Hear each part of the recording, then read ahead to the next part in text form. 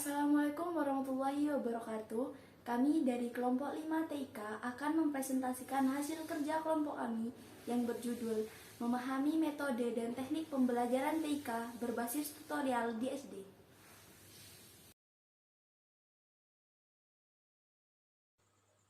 Perkenalkan, nama saya Andika Sirananda. Di sini saya akan menjelaskan materi tentang memahami metode dan teknik pembelajaran TIK berbasis komputer.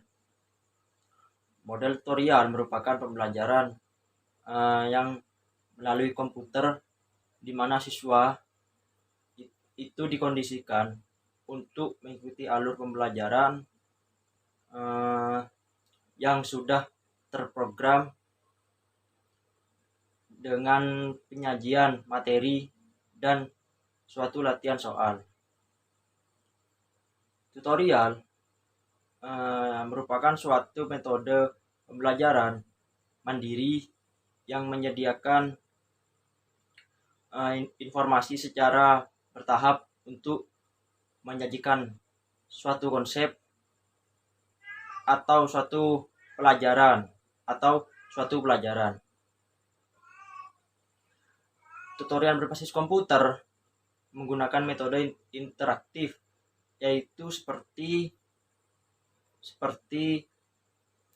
presentasi hyperlink, audio, visual tentang mata kuliah, dan menyediakan umpan balik melalui latihan menjawab pertanyaan. Baik, saya Solihin. Saya ingin menjelaskan materi ciri khas pembelajaran TIK berbasis tutorial. Ciri khas dari metode tutorial adalah di dalam metode tutorial terlibat dua pihak, yaitu siswa yang diberi bimbingan dan tutor yang memberikan bimbingan. Pola tutor adalah biasanya lebih interaktif dan terbimbing. Materi yang dibahas bisa lebih intensif karena jumlah siswa sedikit, misalnya 1 dan 2 orang. Dari sini saya memberikan sedikit pemahaman dari ciri khas metode tutorial ini. Peserta didik diberikan kesempatan waktu aktif dalam pembelajaran untuk mengembangkan kemampuan untuk memecahkan masalah secara nasional. Dari ciri khas metode tutorial ini bisa diterapkan ketika peserta didik membutuhkan keterampilan khusus. Terima kasih. Baik, bismillahirrahmanirrahim. Perkenalkan, nama saya Muhammad Rifki Abdullah, NIM akhir 246. Di sini saya akan menjelaskan terkait dengan tujuan metode tutorial. Pada dasarnya model tutorial ini memberikan tujuan untuk membantu siswa dalam mengalami kesulitan belajar agar dapat mencapai hasil yang diharapkan. Artinya model tutorial ini sangat membantu dalam proses pembelajaran siswa, seperti itu. Dalam arti lain, tutorial adalah program bimbingan pembelajaran dalam bentuk petunjuk, bentuk, dan motivasi ataupun motivasi. Adapun macam-macam tujuan tutorial adalah, pertama adalah meningkatkan kemampuan siswa belajar secara mandiri. Artinya siswa ini dituntut untuk belajar secara mandiri, apalagi sekarang pada masa pandemi siswa sekarang belajar dari rumah. Ini sangat mudah, sangat membantu siswa untuk belajar menggunakan tutorial seperti itu.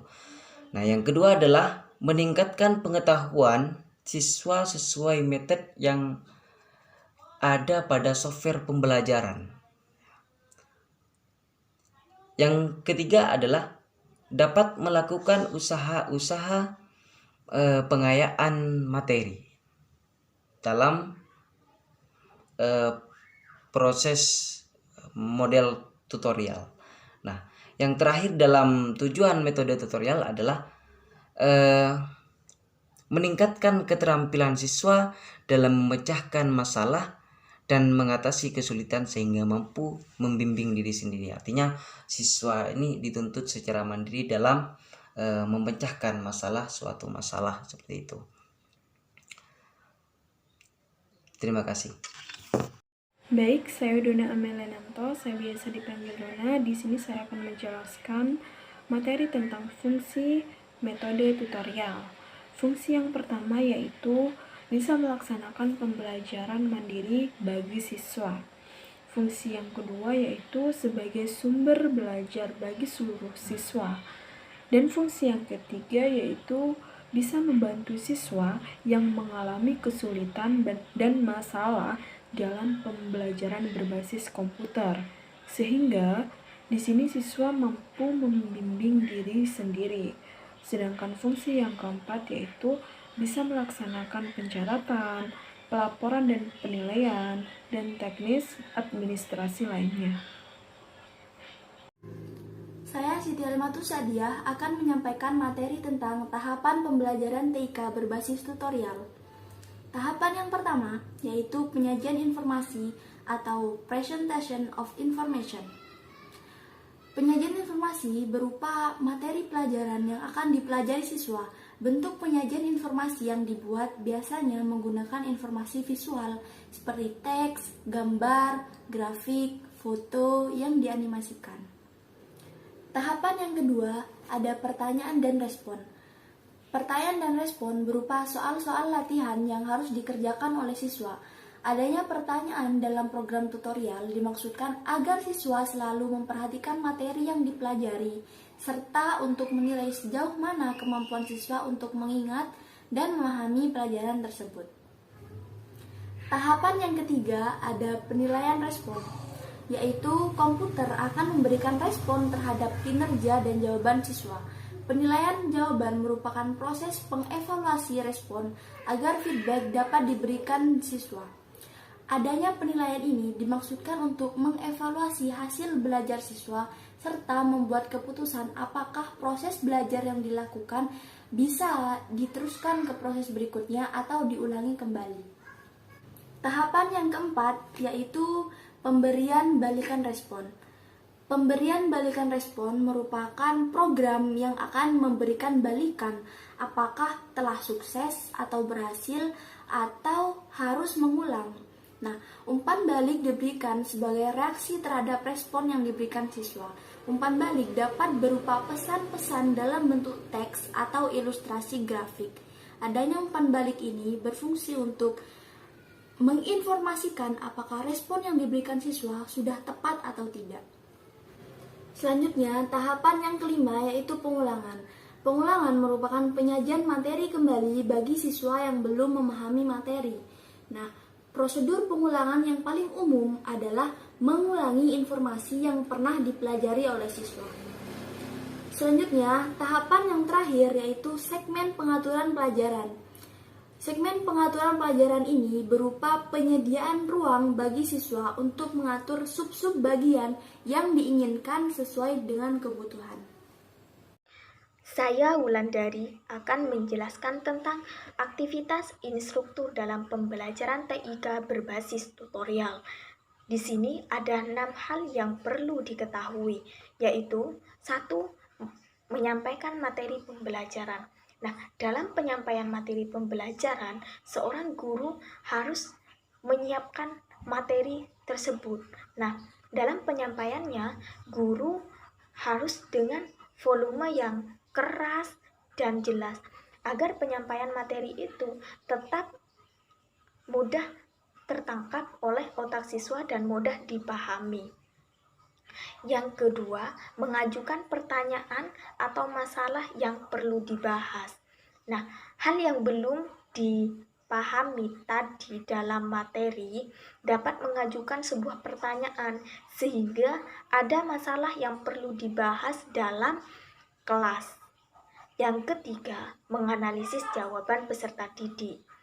Nah, setelah ada respon jawaban dari siswa, sebagai guru kita perlu menganalisis jawaban ini benar apa tidak. Jika memang belum benar, bisa diperbaiki. Lah, yang keempat, memberikan umpan balik. Nah, jawaban yang belum sesuai tadi bisa diumpan balikkan ke siswa yang lain, sehingga tercipta perilaku komunikasi untuk mencapai jawaban yang sesuai. Nah, yang kelima, memberikan latihan. Nah, dalam pemberian latihan ini bisa berupa tugas, kuis. Nah, dari tugas tersebut, guru dapat mengetahui pengetahuan yang diperoleh oleh siswa dari hasil belajar tadi, dari hasil materi tadi. Nah, sehingga dalam pemberian latihan dapat mendorong siswa untuk belajar aktif dan mengembangkan daya pikir siswa itu sendiri. Nah, yang keenam, meminta siswa untuk melakukan unjuk kemampuan atau kompetensi yang telah dipelajari. Nah, dalam unjuk kemampuan di sini bisa berupa adanya diskusi dalam berpendapat, adanya menjawab pertanyaan, baik itu dari siswa, baik itu dari guru. Baik, saya Mei Syakurata Ayun di sini akan menyebutkan beberapa contoh media yang dapat digunakan dalam pembelajaran TIK berbasis tutorial. Pembelajaran berbasis komputer model tutorial ini dapat dikembangkan dengan menggunakan software Macromedia Flash MX, ada Delphi, ada Pascal, ada Swiss, ada Director MX, dan program lainnya. Nah, software Macromedia Flash MX ini adalah salah satu software yang biasanya digunakan untuk pembuatan animasi, contohnya kartun bergerak. Yang kedua ada Delphi. Delphi ini adalah bahasa pemrograman tingkat tinggi yang berbasis bahasa pemrograman Pascal. Pascal ini adalah bahasa pemrograman yang pertama kali dibuat oleh Profesor Niklaus Schmidt. Nah, yang keempat itu ada Swiss. Swiss ini biasanya digunakan untuk permainan turnamen catur. Ini termasuk software pairing atau penentu lawan. Yang kelima ada Director MX. Director MX ini adalah software programming atau authoring yang biasanya digunakan dalam berbagai bidang seperti pembuatan CD, pembuatan game 2 dimensi, dan presentasi. Nah, bentuk yang digunakan atau disajikan dapat berupa teks, grafik, audio, animasi yang disertakan monitor dengan mengorganisasi materi, soal-soal latihan, serta pemecahan masalah.